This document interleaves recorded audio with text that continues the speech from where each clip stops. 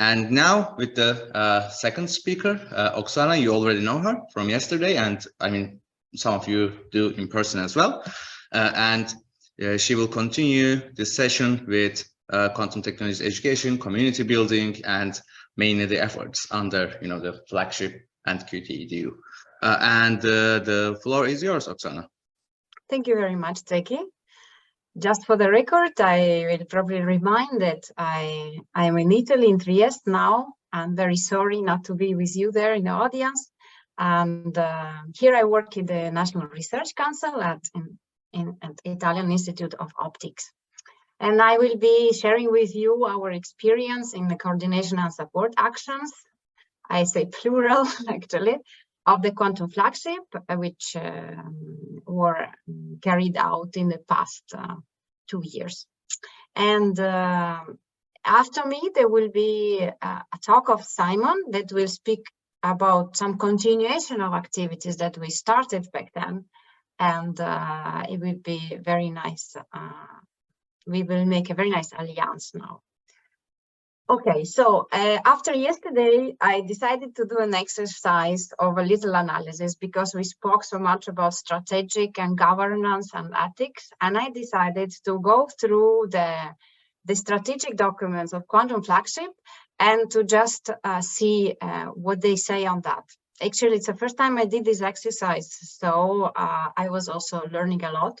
First, I looked through the Quantum Manifesto, which was the first community document that has spotted out, that has triggered the Quantum Flagship and the start.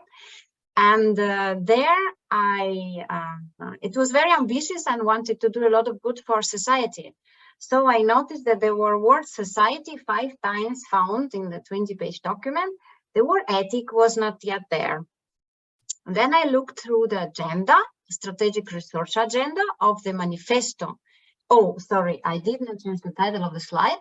It should be the strategic research agenda of 2020. So it's 4 years past. And there we already see that there is more society mentioning in the document. And even one time there is explicit mentioning of ethics.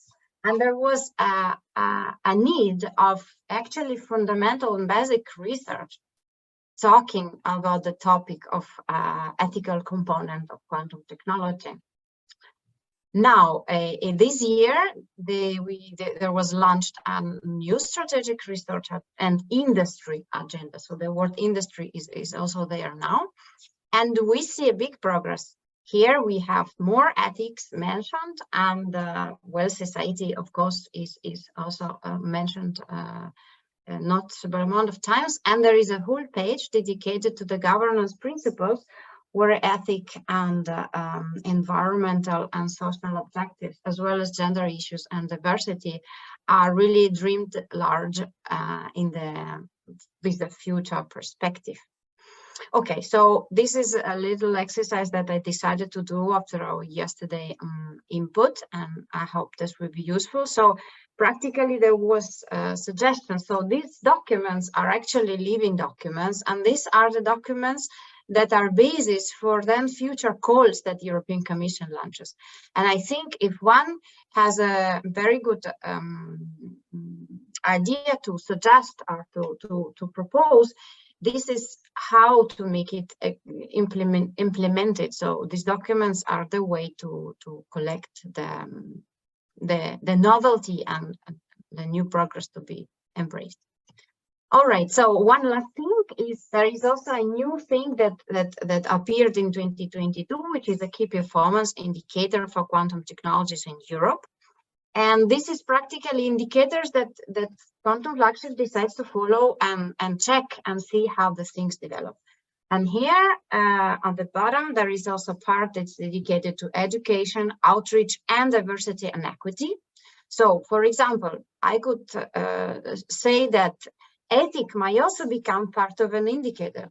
So if people in this community today are interested to think about such an indicator, maybe this would be something that will come edit on the next edition of this document. So this is just an invitation. I'm improvising. It's not like I was requested to ask you this. I just think that this is some way where one can impact and help from the point of view of technology assessment and social philosophical sciences to help tracking this point, because if things are not tracked, I see that often they are falling apart from our attention.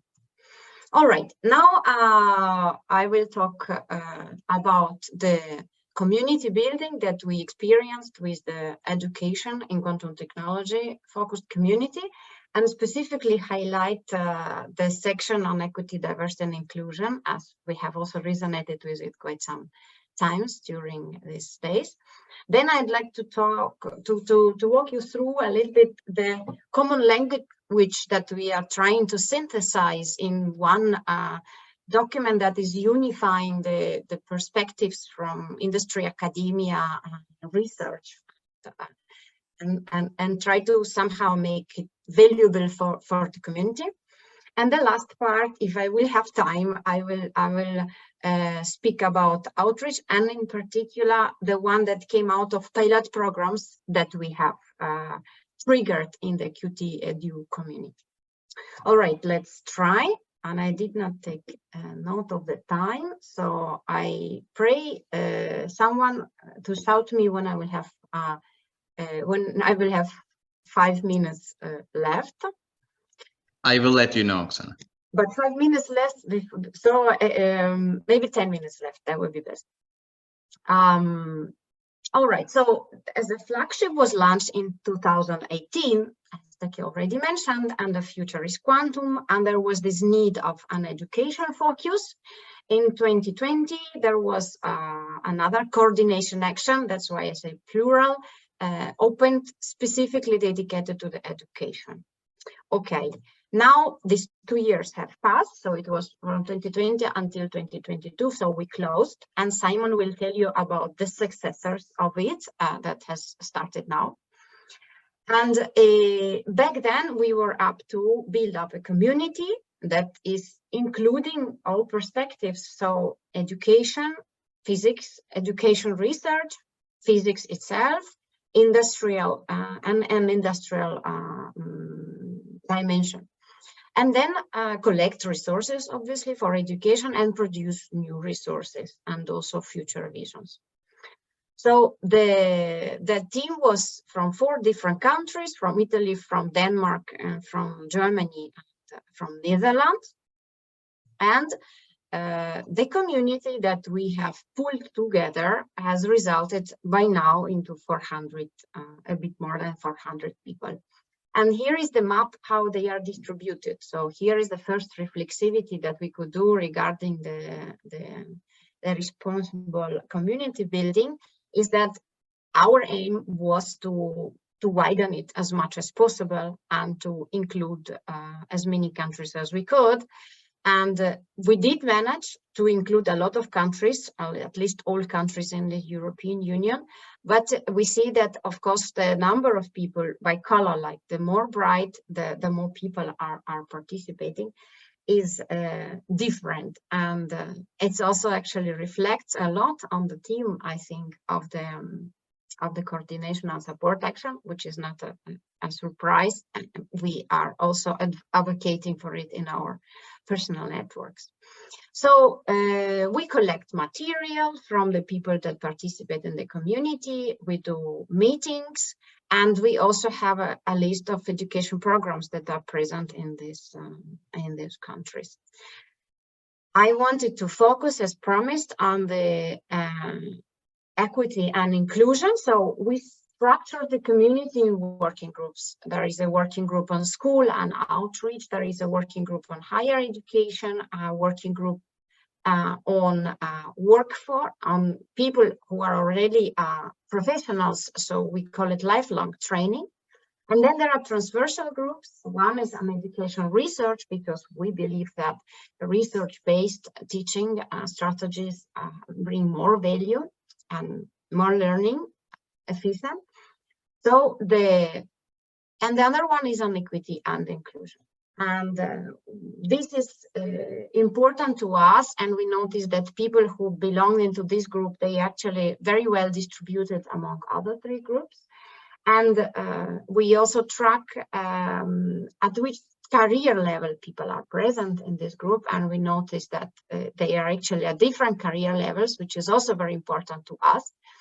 And yeah, there is 100 people out of 400 members that are dedicating some time in their professional life for also giving importance to this equity and inclusion dimension. To say more about this in the flagship is that, okay, so here I reproduce the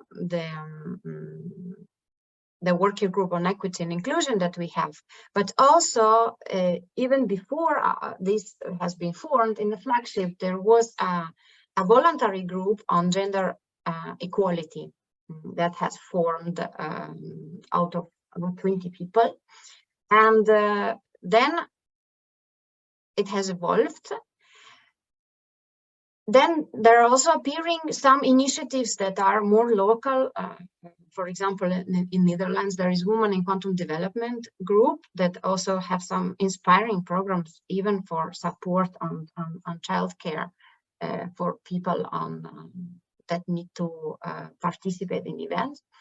And now I'm discovering more and more that actually in the European Commission, there are also quite some effort on the implementing gender equality plans all over Europe, or at least for all participants in the European projects. So we hope to not lose this momentum and also profit of it within the quantum technology community. So just to give you a flash on how the community is, we did a survey about gender dimension in the quantum technology community, and I'd like to show you what we have found.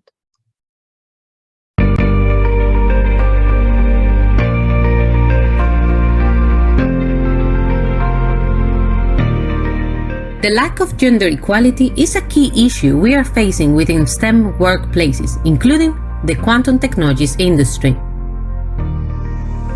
We are seeing a lack of women being promoted to senior positions, as well as an underrepresentation of women at conferences.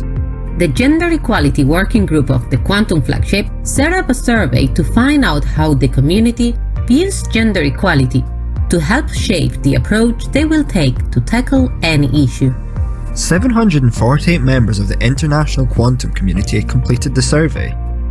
59% of respondents were men and 37% were women. Most respondents view gender inequality as an issue that needs to be tackled. A small minority views the system as offering equal opportunities and do not see the need for any special action. However, evidence shows that this is not the case. Participants were asked about gender discrimination within the quantum community, with 50% saying that they had either been discriminated against or witnessed gender discrimination in the last 5 years. 75% of those, that is 1/3 of total participants, stated that they are discriminated against regularly. The majority of gender discrimination reported in the survey came in the front of men against women, but it was not the sole form of gender discrimination reported. Furthermore, 17% stated that discrimination came from lack of recognition, and 36% reported sexual harassment in the workplace. Participants were also asked about unconscious bias, as it is an issue the working group aims to tackle.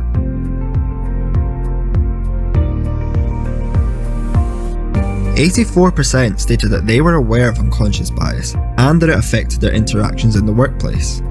Hiring processes and evaluations were two key aspects of unconscious bias highlighted by respondents.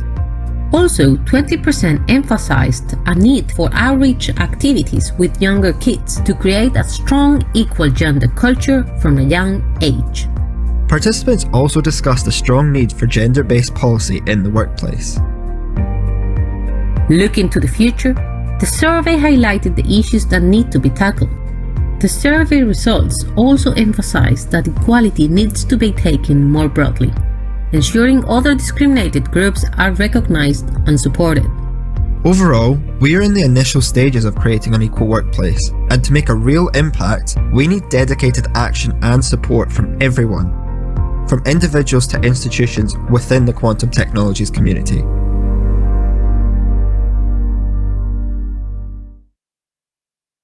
All right. And just the data that in addition to this, a percentage, for example, of female and male in the newsletter of Quantum Flagship. So it's the community more or less shot. And we have 80% more or less the values are like this of today. So 80% of male and 20% of female participants. And now, as I told you, the Gender Equality Working Group evolved and it became the Equality, Diversity and Inclusion Working Group, as now we would like to widen also the topics and talk about other minorities, not only the gender minorities in the community. And the budgets start to appear a little bit for these dimensions. We still need new members and specifically more male members that advocate in this topic with us. Now, there is some planned actions that I will skip for now. In case you come with questions, I can comment on them. And now I'd like to talk you through about the common language and how we view it. So we view it as a competence framework for quantum technology, where we try to synthesize all the topics of competences that are around there in the world of quantum technology. So we did a Delphi study with 3 rounds and with experts, which the group has actually growing through the rounds, and collected from the community the competences that they consider to be present in a quantum technology ecosystem of today. And then we have structured this these competencies in 8 main sections, and I just want to bring your attention specifically that in addition to the technical competencies dedicated to hardware, software, and specific technologies, there is also a part that is called practical and soft skills. And within this part, there is 8.8 point that is a research ethics and responsible research and innovation. So it entered into the global landscape of competences that needed to be acquired. Now, what is actually happening with this document? It's now evolving, and it's also going to be revised constantly because field is developing. But we tried to synthesize qualification profiles out of this all big list of competencies. It is such that this profile will have certain competencies with a certain proficiency level. And now I just wanted we did it again, starting from the Delphi study that we already had, and then we did interviews, so collecting information from the community. And the first draft, for example, we have 6 profiles that is like a general QT awareness, and then quantum technology strategies, for example, where we indicate which kind of competencies people may have in this profile. And I wanted to drive your attention, which I noticed also, which I checked for yesterday as well, is 10 minutes, Oksana. 10 minutes, right? Or 5? 10. Okay, thanks a lot.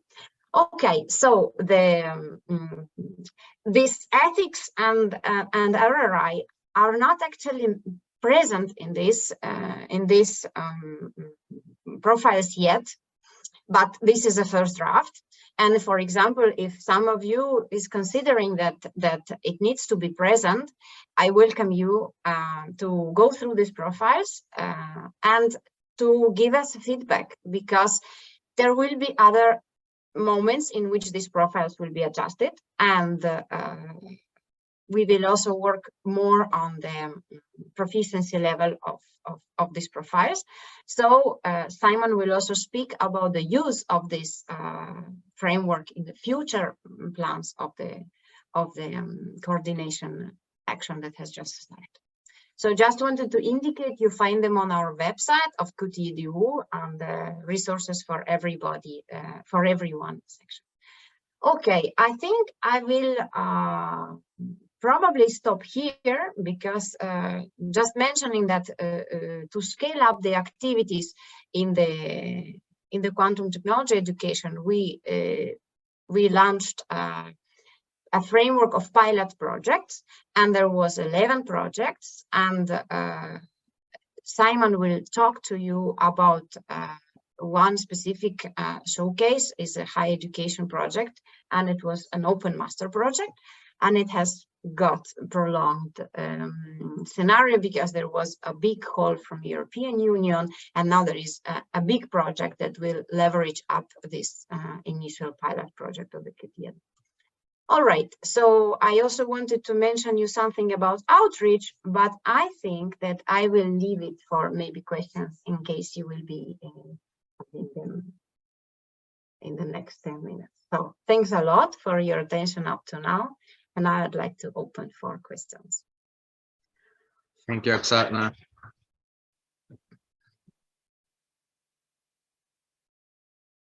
Yes, so we can accept questions from either our online participants or on-site participants. So if you have any questions, please raise your hand.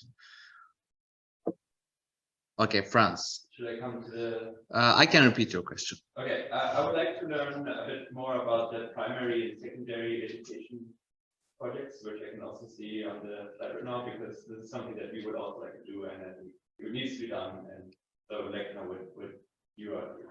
Okay, so Franz is asking about the primary and the secondary education projects because secondary school education projects, because they are also interested in by push quantum, I suppose. All right. Thanks, Franz. I'm coming back to the slide with the projects, and just to know to remind that they are all at our website with all their outputs. But to go through, actually, this was the most intense activity in a sense that there were most number of pilot projects in this topic, and they had all very different scope. So, for example, there was a project that has tried to do community-based development of quantum concept inventory. That is, in a way, something similar to the Competency Framework, but it is more school oriented because it's a totally different level of advancement of that one needs to talk about for school. So there is quantum concept inventory. Then there is a